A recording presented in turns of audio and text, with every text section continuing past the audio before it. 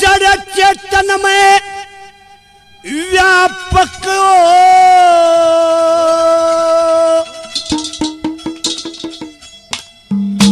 प्रभु निज पे बास करे से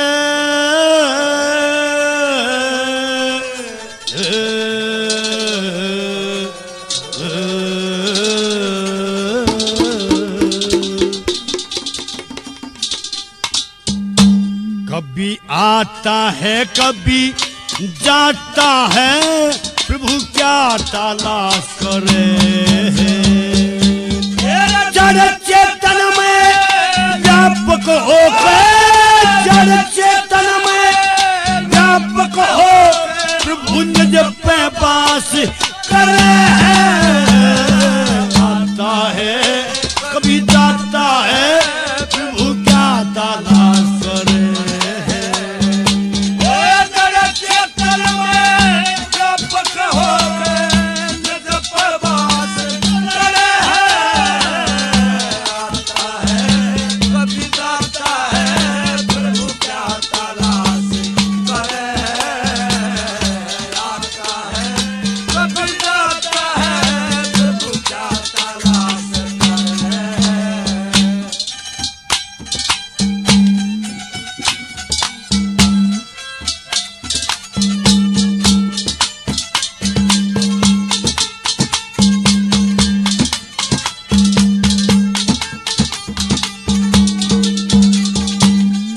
कभी पानी में सरदर है कभी पानी में सरदर है कभी अग्नि में ताता है कभी खसबोई में मगन रहे कभी अनफल धन खाता है कभी सड़क सामने जायर हो कभी बाहर चला जाता है कभी जन्म लेते कभी नष्ट हेते कभी रोव कभी गाता है कभी जन्म लेते कभी नष्ट हेते कभी रोव कभी गाता है ओए कभी असुरों से करे लड़ाई कभी असुरों से करे लड़ाई कभी ब्रज में राज करे आता है कभी जाता है प्रभु क्या तलाश करे जड़ चेतन में व्यापक होकर निज पे वास करे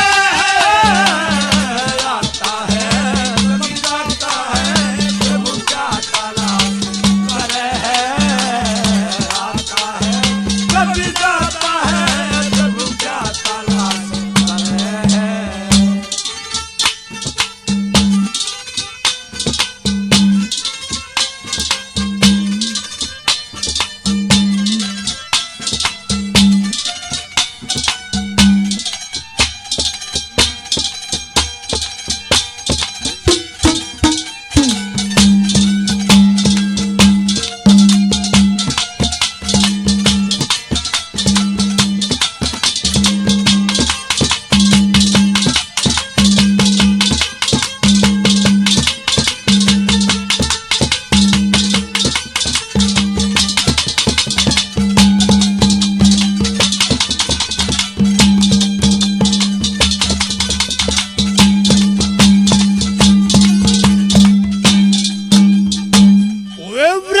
फूल फल पत्ते में वृक्ष फूल फल पत्ते में प्रभु तेरा ही नूर रे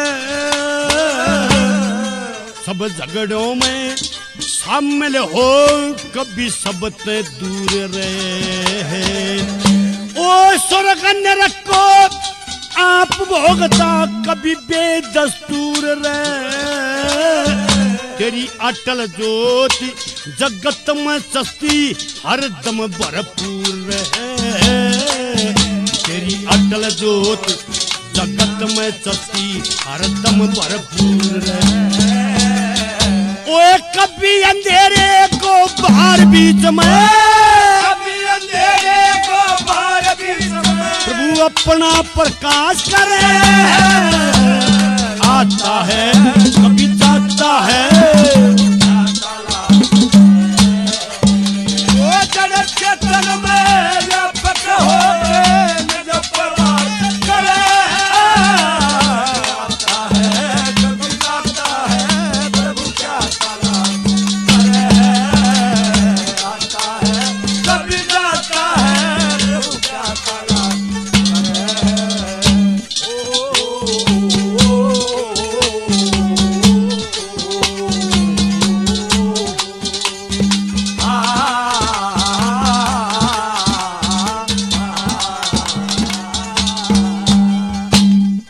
कभी जीव की रक्षा करता, कभी जीव की तू रक्षा करता। कभी जीव का बैरी, कभी जीव मिला के करे मोहब्बत गहरी। ओए कभी अमी जल छीटा देता और कभी डसनिया जहरी। नहीं भेद नारद ने पाया, अटल लहर है लहरी। नारद ने पाया तो अटल लहर है लहरी। ओए कभी बनावे कभी मिटावे, कभी बनावे और कभी मिटावे। प्रभु क्या अभ्यास करे।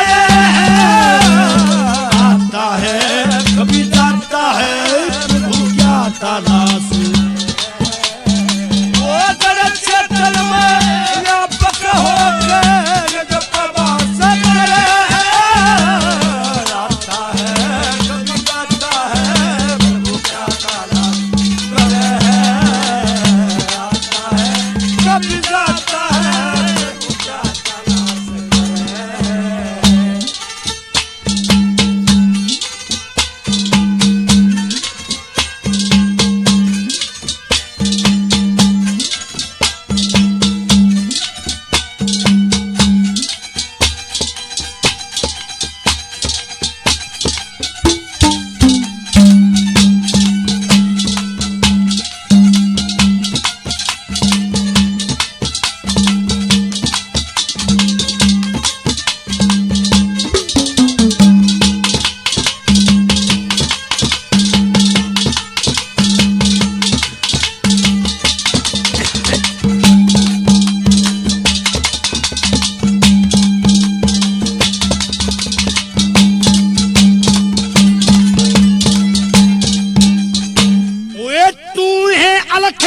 और तू है अनादि, तू है अलख और तू है अनादि। ये तू है ब्रह्म और माया, सीता शक्ति सावतरी तू ही घट घट में दर्शाया। ओए तू है पहाड़ तू ही समुंदर, तू ही वृक्ष और तू ही छाया। तू ही हाड मांस और सांस सांस में पाया।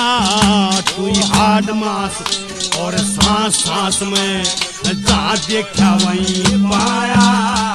ओए लक्ष्मी चंद पे दया करो, लक्ष्मी चंद पे दया करो। और जी थड़ा